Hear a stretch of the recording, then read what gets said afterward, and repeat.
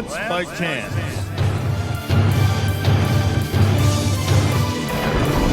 The untold story of him wrestling as of on Earth. LanceByChance.com.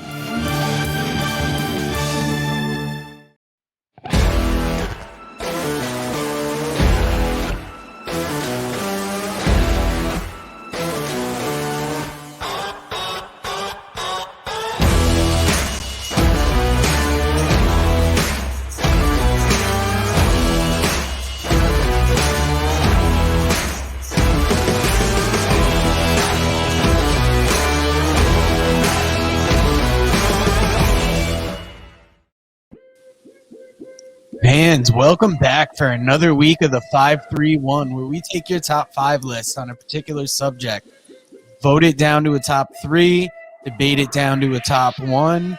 This week we are talking top Intercontinental champions. We got music blaring. We got all the video production in effect. Dave, we got all that shit you need, girl. Shout out to Thick and Feisty. Shout out to Peace. We're ready to fucking roll today, man. I got an army ready with me today.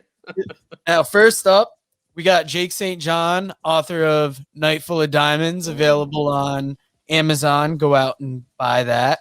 And he had a different take on some of his IC title matches, starting with Suzuki versus Tanahashi, New Beginning 2018, Mr. Perfect versus Bret Hart, SummerSlam 91, Dave's all-time favorite match, Bret versus Davey, SummerSlam 92. This is the Hitman. Bushi versus Naito, G1 Supercard, and Nakamura versus Ibushi, January 4th, 2015. I want to say that's Wrestle Kingdom 9. I like that list. He added some solid New Japan matches, but also kept the classic, what I consider some of the great classic WWF Intercontinental title matches. And WWF is what it was at the time. So.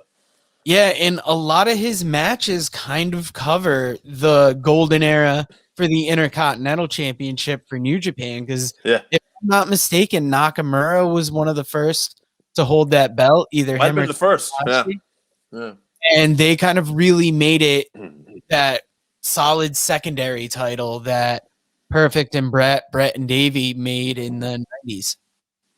And now it is unified, right, with the world title? Yes. Yeah. So unfortunately, what do you think of that new title design? I thought it was ridiculous. I thought it was ridiculous, and then when Will Ospreay won it, I was almost like, all right, it kind of fits him.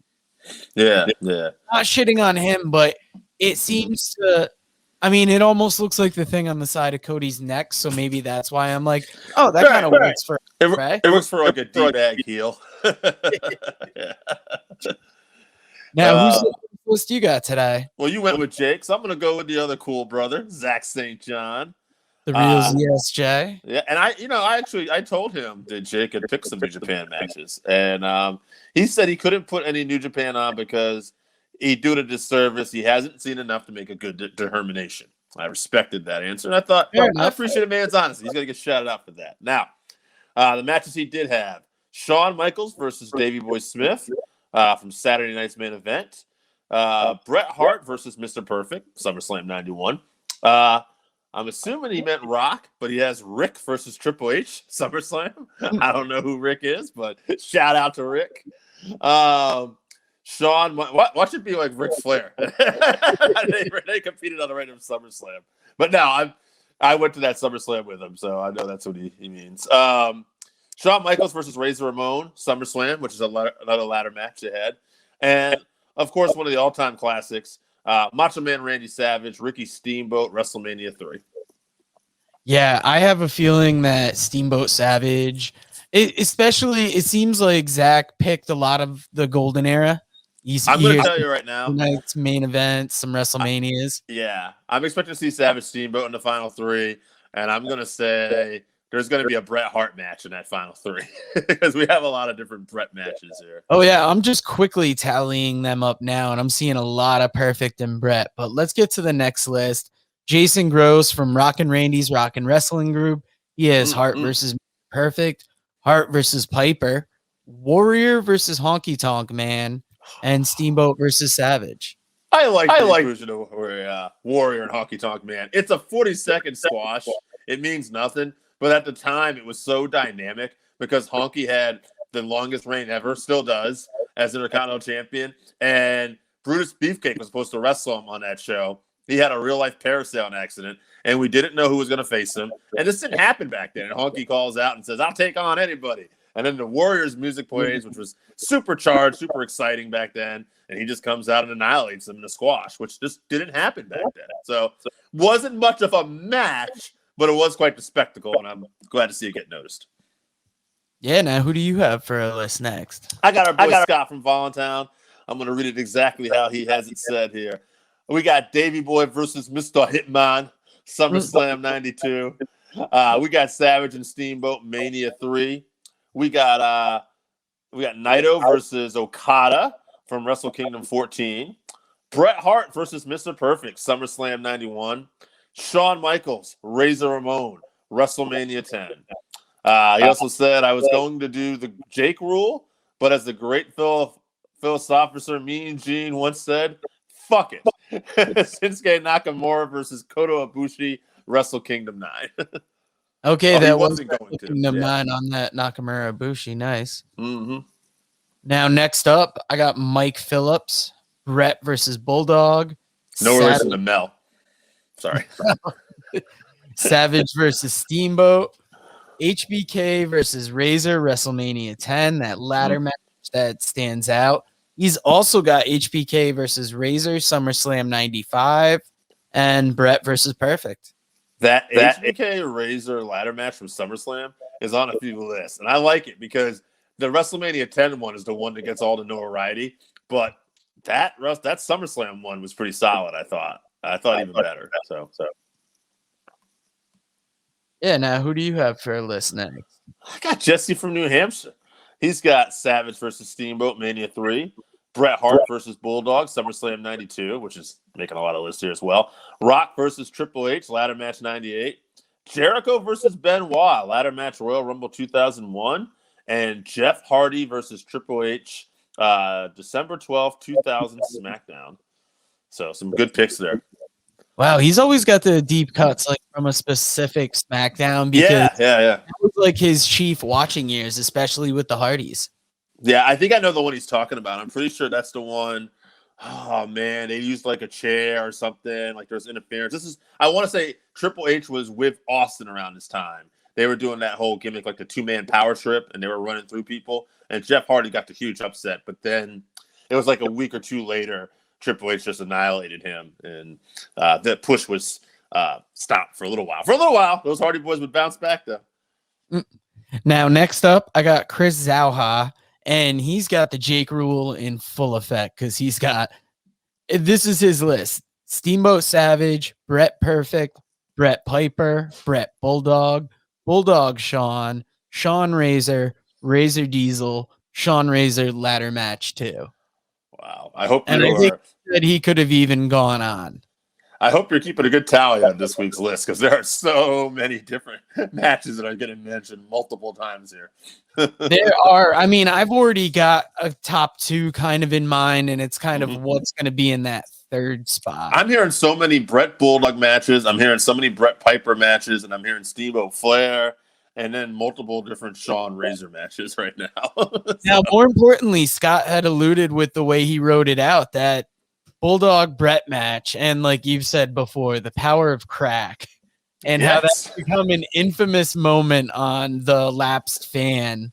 That it's crazy that match still is held in such high esteem over the years. You know what's funny looking back at that is that we did an episode that didn't even make air. And I've also joked about it a few times. And I wasn't even watching the Lapsed Fan at that time. I didn't even know. And I was joking around. Not the same thing. I didn't do the impression they did. But how, he struggled. And anybody could do it sober. But this man did it on crack. Yeah. It's so funny that wrestling culture, because we're all fans. And this is what we laugh at. Some man's drug addiction. We're not good people. No. Who do you have for a list coming up next? Well, speaking of, we're talking about not good people. Let me talk about a good person, a salt of the earth person. I'm talking about Randy Osgood, baby. Number one fan of the show. Former guest on the show. Check the early archives. He's got HBK versus Razor Ramon, WrestleMania 10 ladder match. Bret Hart versus Piper, another match that's getting mentioned a lot. Wow. Rock versus Triple H, SummerSlam 98. AJ Styles, Nakamura, Wrestle Kingdom 10. HBK versus Jeff Jarrett in your house, July 2nd. In your house 2, July 23rd, 1995. Oof. So, damn, Randy coming out with the Jesse giving us those random dates there, too. God, you would think now that the network's gone, it'd be harder to get those specifics, but Randy has been searching it down on Peacock. He knows where it's at, and he's going to get those lists. Now, coming up next, I got Albert Bettis. He's got Savage Steamboat, Perfect Hart, Bret Bulldog, Shawn Razor, WrestleMania 10, and he's got a different take. Warrior Hogan, WrestleMania 6. Because technically it was an Intercontinental title match. I appreciate that. That's some lawyer shit right there, pal. Technicality, but I like it. And I mean, it was a good match for that era as long as you have the nostalgia for it. If you're not from that era, I can see it being garbage. You know, I'm from that era, and this is where I'm a little bit of a wacky guy sometimes, I guess. The crowd, I was a Warrior fan. Much like Race Flair and Starcade, I don't care for that match. It doesn't get me. I think it sucks. So whatever. But moving on, I'll tell you who doesn't suck. That's Mike Flynn. He's got The Rock versus Triple H, SummerSlam 98. Nakamura versus Styles, Wrestle Kingdom 10. That's making the list. Second one. HBK Razor, Mania 10. Nakamura Kota, Wrestle Kingdom 9, and Bret versus Piper, Mania 8. That is a solid list, a mix of that good Japanese and classic era stuff. Absolutely. Now, the last list I got is mine. Obviously, Bret Bulldog, SummerSlam 92, Savage Steamboat, WrestleMania 3, Perfect and Bret, SummerSlam 91, Shawn Razor, WrestleMania 10, and I had to include Nakamura Ibushi, January 4th, 2015. Okay. Well, I want to point out my next list here, by the way, is by Mike Cadwell, who I've been calling Mikey and Fred from the Facebook page. He always gets to us. Oh, giving out his government name now. Ooh, shit. I hope he's cool with that. I like shouting him out, but I messaged him through Facebook directly because I knew his name, and he's always helping us out, and I want to make sure he gets his list on. And he's actually made some recommendations for us now, like our recent WWE Feuds Volume 2 we did, and another one we got coming up on the Comedy Cast, Robin Williams movies. That's all him. So shout out to this guy who's just ended up being kind of a supporter of ours, and I appreciate it. So, and it always helps when people reach out with lists. Yeah. Because it makes it easier on us at times because sometimes we're pulling these out of our ass the day we record them, day before. And it helps if people can get us ideas and we can reach out to us. Anyway, like all he did was reach out to me and said, how do I get lists to you guys? And so he got us on the Facebook page, and I just told him, message this directly, bro. And I'm making a point to follow him now because, we're not so big that we can't reach back out to our fans. So, guys, hit us up. This ain't like, we're not like Hulk Hogan or the WWE here. We're not like, we don't have 1 million autograph signings. We'll get back to you. Talk to us. No, yeah, get us on the Working Fans Podcast Facebook page, @FansWorking on Twitter, Working Fans Wrestling _pod on Instagram. Damn right. I mean, we do our best to share as much as we can, but we do interact with people. We try and post the best we can. Yeah, we ain't shit, but we try. Yeah, now, let's get to his list now that we put him over. Yeah, we put him over. Ricky Steamboat versus Randy Savage, WrestleMania 3. Razor Ramon, Shawn Michaels, WrestleMania 10 ladder match. I like this one because no one else has it. Dolph Ziggler versus Rey Mysterio, SummerSlam 2009. Two great competitors. Bret Hart versus British Bulldog, 1992 SummerSlam. And Bret Hart versus Mr. Perfect, SummerSlam 91. All right. I'm starting to think I know our final three, but we'll see how we do in the votes. All right. Final list. Yours truly. And boy, guys, if you didn't know I was a Bret Hart fan, you're going to know it by this list. Bret Hart versus the British Bulldog, SummerSlam 92. Bret Hart versus Mr. Perfect, SummerSlam 91. Bret Hart versus Rowdy Piper, WrestleMania 8. Wow. It was a little different. Steamboat versus Savage, WrestleMania 3, and HBK versus Razor ladder match. Yes, the ladder match from SummerSlam. That's nice to get that out there. Oh man, big on that second one. Yeah, I did. Actually, funny story. No one's brought this up too, but Sweetness, Payton there from the NFL, Walter Payton. He was actually the guest enforcer for that match too. I always remember that. It was at the Igloo in Pittsburgh, and the main event for that show was actually King Mabel versus Diesel for the World Championship. Oh. That is a rough main event. Yeah, thank God we had that Intercontinental title match. Now it was the bad. Kind of looking at it, I mean, I have Savage Steamboat seems to make a ton of lists. Yes. BK Razor, WrestleMania 10. Sure. And it's kind of between Perfect and Bret and Bulldog and Bret. A lot of people voted for both. They did. I thought that was their final three. I thought it was that and Steamboat Flair. But honestly, yeah, let's go with Bulldog because Perfect and Bret is good, but I mean, we've talked about everything Davey was up against in that match, and they still had everything Bret was up against, and they still had a crazy match in his home country, which really showed out. Yeah, and Bret's won enough of our lister. Yeah. Now, shining moment for Davey's career too. 92,000 fans, and this isn't going to be a situation too where we're just going to throw this one and kick it out. I mean, I don't know if we are. I have to actually think about it, but let's look at our other matches here. We have a revolutionary ladder match. Yep. Yeah. And we have, and then probably the greatest match. Yeah. The best maybe we're gonna kick it out. Match that WWF has ever put out, it seems. Yeah. It's interesting. I mean, that moment, man, 92,000 fans. You know what's interesting about too? That is the only major pay-per-view from UK, not counting like they would do one night only and stuff like that. But they were on weird times and everything like that. Like this was like, this is the first anyway, the first big UK pay-per-view they ever did.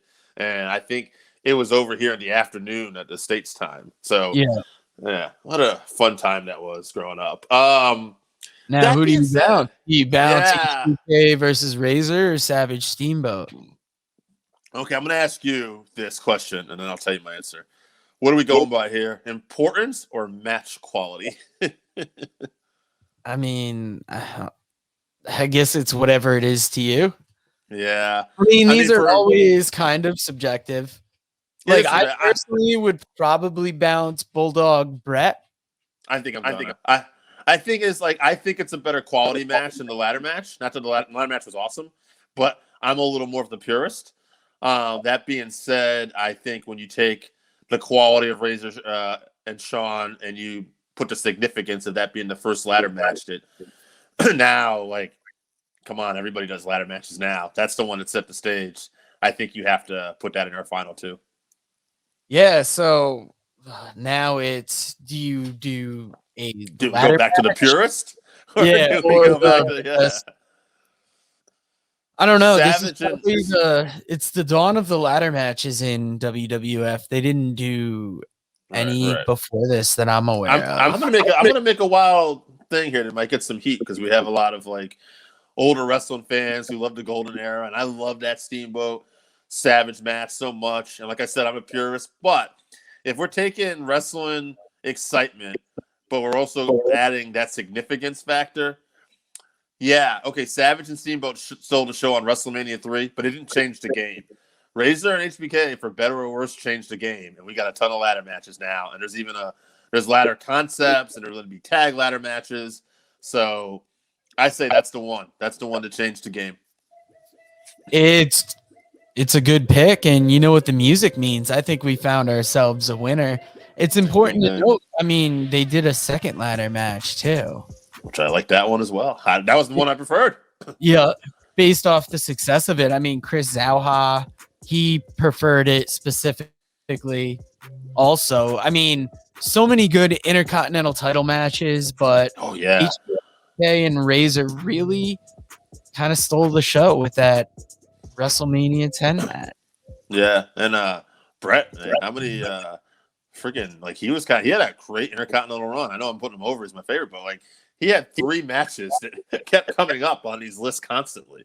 Piper, Yeah, and I mean, yeah, perfect Bulldog, yeah. and he was probably more known for world title matches, but Later his on, yeah, title run is and his tag title run with Jim the Anvil.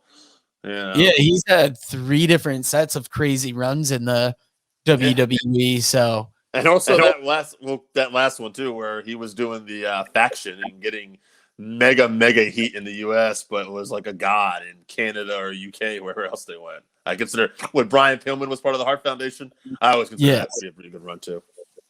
That was. So, guys, thank you for joining us for another 531 this week, and we will talk to you again next week. Thick and feisty.